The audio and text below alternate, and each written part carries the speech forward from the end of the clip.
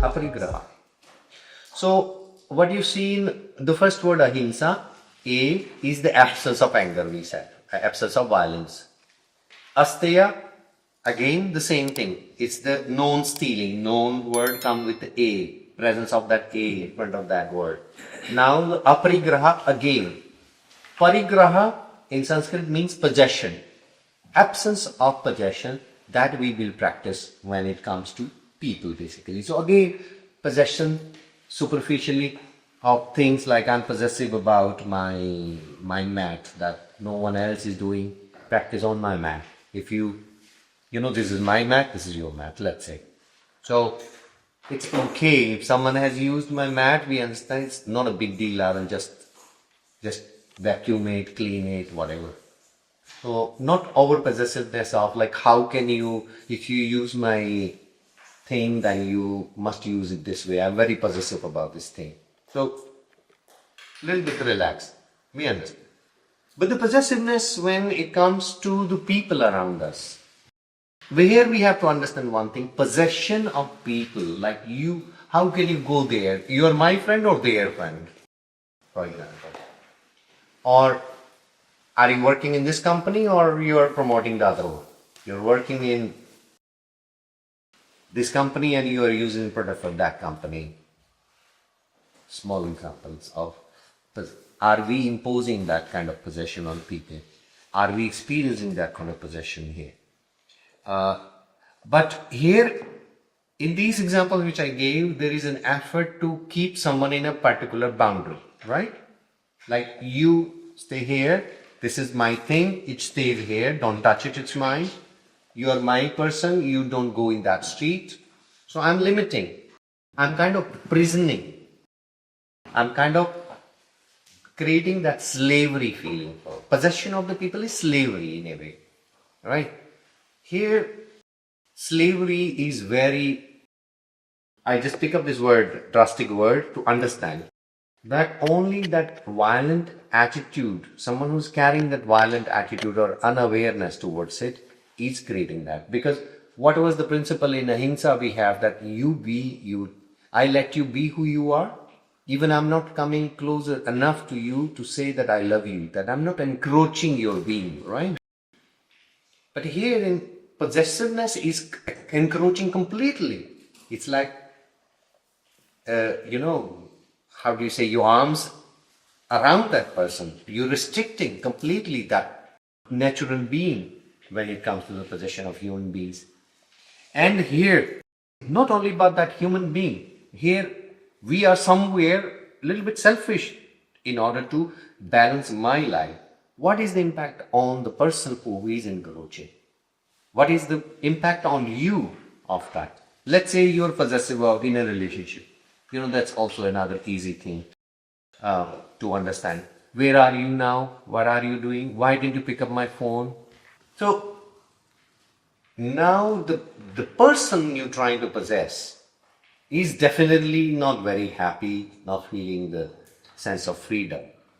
But what about the person who is trying to keep them present? What about us if we are doing that possessive behavior? You are much more a prisoner than that person. You're stuck. Nothing is moving. Your head is full of assumption. Yeah, they are not picking up because they are ignoring me. Or he does not love me, she does not love me.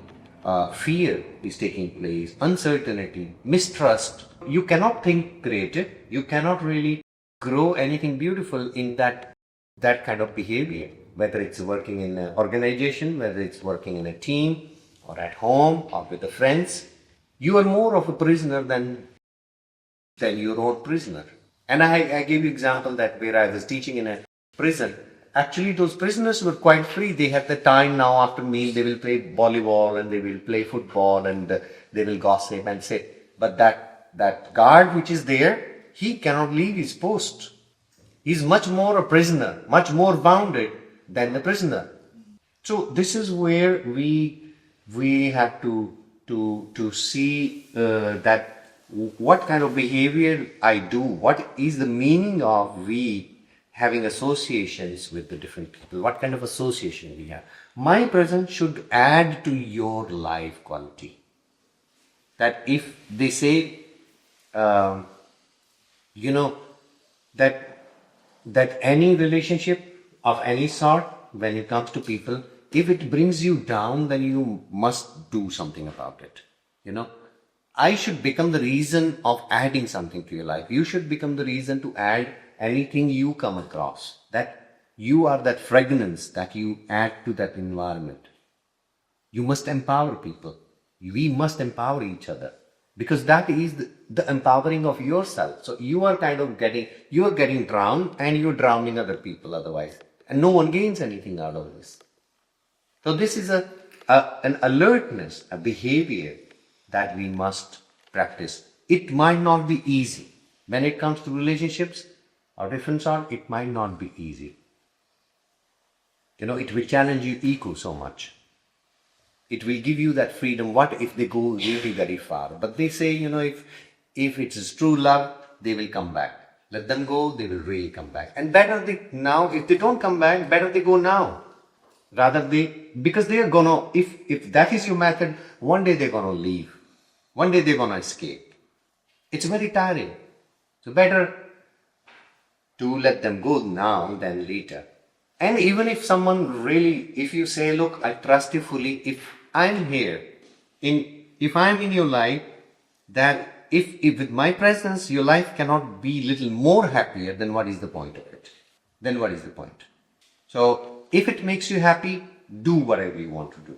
You know, within that area of commitment that, okay, we have a task together, let's say, if it's a relationship of two people, that we decided to take the journey together. So now it's not that you can leave your suitcases and I'm carrying all the suitcases and you are standing out. So there is this basic common understanding of carrying the weight 50-50, but at the same time, the sense of the freedom.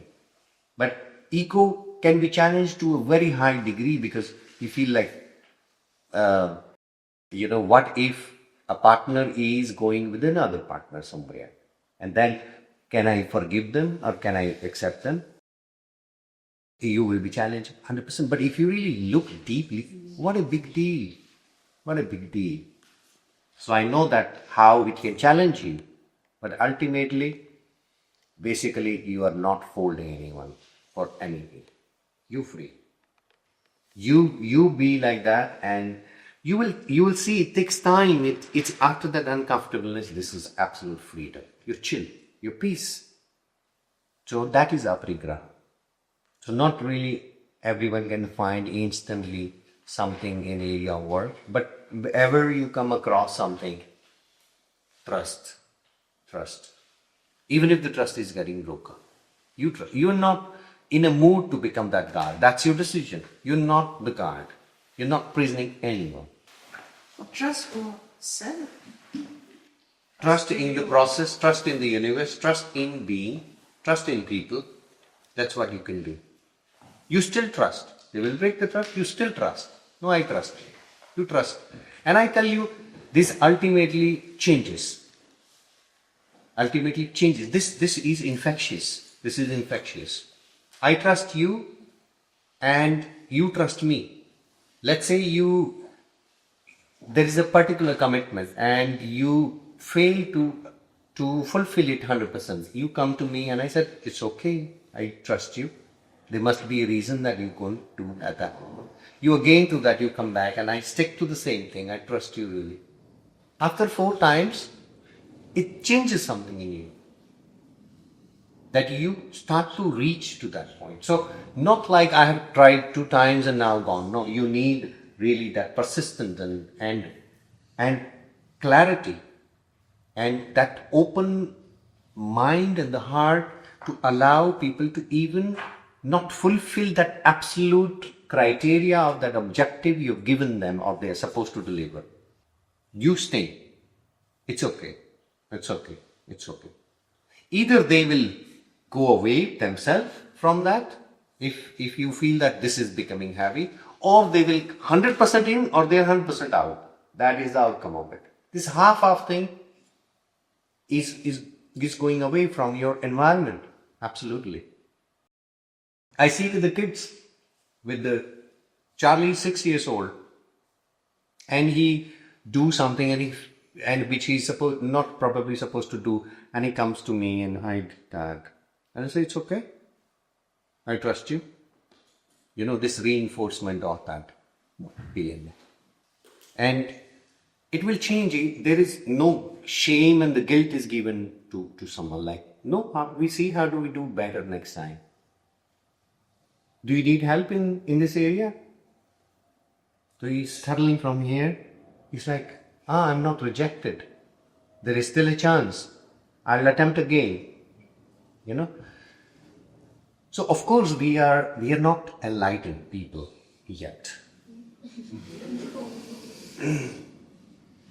we are not achieved the Buddhahood yet. Or probably we will never achieve that. You know, so we will again probably send a message in that modified truth again that I'm almost there.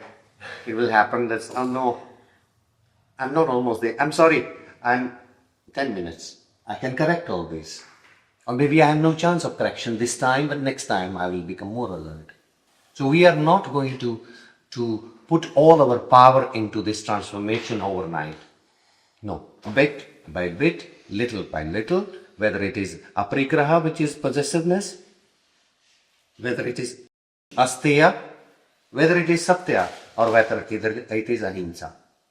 Little of understanding. I'll keep on reading, I'll keep on nurturing, keep on listening until these things are becoming more and more of understanding within me, that it goes deep in me.